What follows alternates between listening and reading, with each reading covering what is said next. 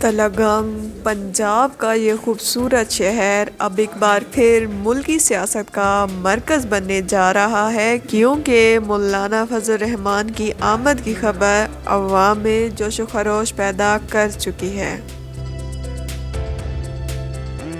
मौलाना फजल रहमान पाकिस्तान की सियासी दुनिया का एक अहम नाम जल्द तलगंग की आवाम से मुलाकात करेंगे, इनके मसाइल पर बात करेंगे।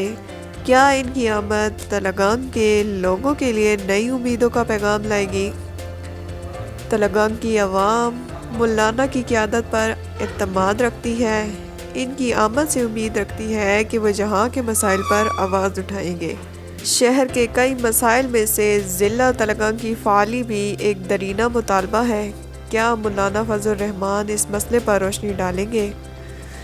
ज़िला तलगंग के लोग तैयार हैं, आप भी तैयार रहें, क्योंकि मौलाना फजल रहमान जल्द ही तलगंग में होंगे। TNN डिजिटल को सब्सक्राइब करें और बेल के आइकन पर जरूर क्लिक करें ताकि कोई खबर रह ना जाए।